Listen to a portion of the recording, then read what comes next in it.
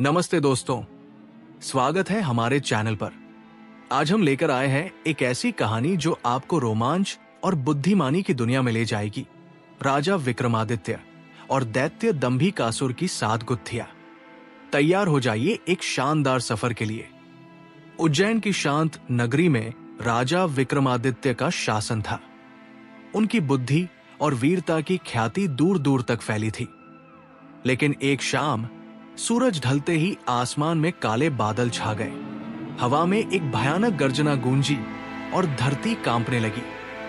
तभी दरबार में एक विशाल दैत्य प्रकट हुआ, दंभिकासुर। उसकी आंखें आग की तरह लाल थी और उसकी हंसी से पहाड़ हिल जाते थे।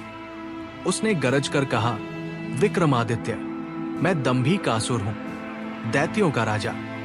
मैं तुम्हारी परीक्षा लेने आया हूं। मेरे पास 7 गुत्थियां हैं, इन्हें सुलझाओ वरना ये नगरी मेरी होगी। विक्रमादित्य ने शांत स्वर में कहा, ठीक है दंभिकासुर, मैं तुम्हारी चुनौती स्वीकार करता हूं। पहली गुत्थी बता। दंभिकासुर हंसा और बोला, हर गुत्थी का जवाब मेरे राज्य में ढूंढना होगा। तैयार रहो। और वो हवा में गायब हो गया। तो दोस्तों, पहली गुत्थी क्या होगी, अगले भाग में पता चलेगा। अगली सुबह एक काला कौआ दरबार में आया और एक संदेश छोड़ा।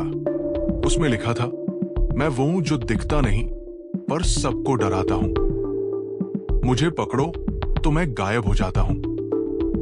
मैं क्या हूं? ये थी पहली गुत्थी। विक्रमादित्य ने अपने नवरत्नों से सलाह ली। कालिदास बोले, शायद ये छाया है। वराह मिहिर ने कहा, हवा हो सकती है। लेकिन विक्रमादित्य को लगा कि जवाब कुछ और है। उन्होंने कहा, मुझे दैत्यलोक जाना होगा। रात को एक जादुई घोड़े पर सवार होकर वे दैत्यलोक पहुंचे। वहां चारों ओर अंधेरा था।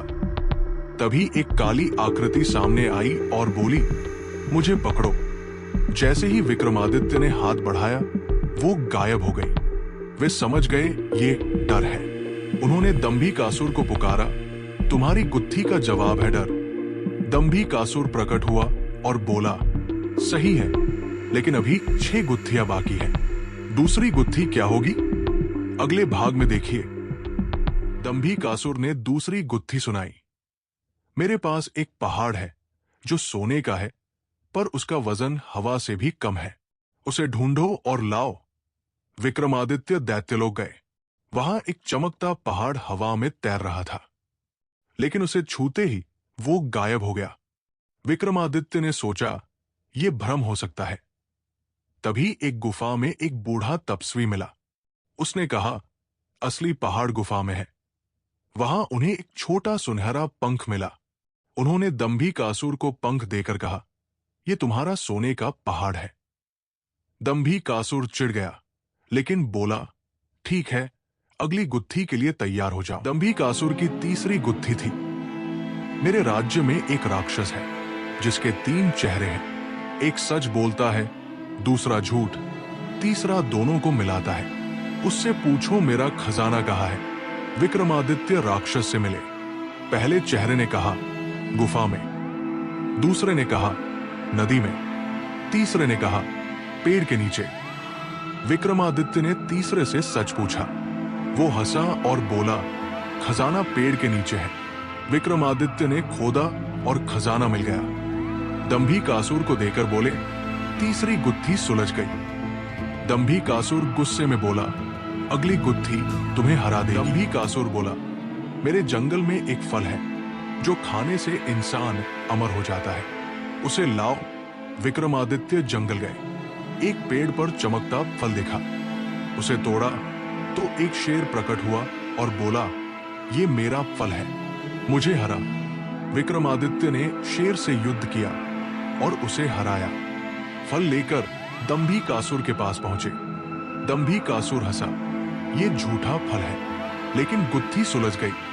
दंभिकासुर ने कहा, मेरे पास एक दर्पण है जो भूत, वर्तमान और भविष्य दिखाता है, उसे ढूंढो। विक्रमादित्य ने एक दर्पण देखा, लेकिन उसे उठाते ही वो टूट गया। एक आवाज आई, सच्चा दर्पण तुम्हारे अंदर है। विक्रमादित्य समझ गए कि ये उनकी बुद्धि है। दंभिकासुर को बताया, तुम्हारा दर्पण मेरी समझ में है। दंभिकासुर बोला, तुम चालाक हो। अगली गुत्थी दंभिकासुर बोला, मेरे राज्य में आग का सागर है, उसे पार करो और मेरा मुकुट लाओ। विक्रमादित्य ने देखा कि सागर में आग की लपटें उठ रही थी। उन्होंने एक जादुई मंत्र पढ़ा जिससे आग शांत हुई। मुकुट लेकर दंभिकासुर को दिया। दंभिकासुर चिल्लाया, तुमने 6 गुत्थियां सुलझा ली, अब आखिरी बाकी है। दंभिकासुर बोला, आखिरी गुत्थी मैं हूं, मुझे हरा दो। विक्रमादित्य ने दंभिकासुर से भीषण युद्ध शुरू किया। दंभिकासुर की शक्ति असीम थी, लेकिन विक्रमादित्य ने अपनी बुद्धि से उसका जादू तोड़ा और तलवार से उसका अंत कर दिया। उज्जैन में शांति लौटी। विक्रमादित्य बोले, बुद्धि और साहस से हर गुत्थी सुलझाई जा सकती है। क्या यह सचमुच अंत था या कोई नई चुनौती बाकी थी? आप क्या सोचते हैं? कमेंट में बताएं। दोस्तों, कैसी लगी ये कहानी? लाइक करें, कमेंट करें और चैनल को सब्सक्राइब करें। अगली कहानी के लिए बेल आइकन दबाएं। मिलते हैं अगले वीडियो में।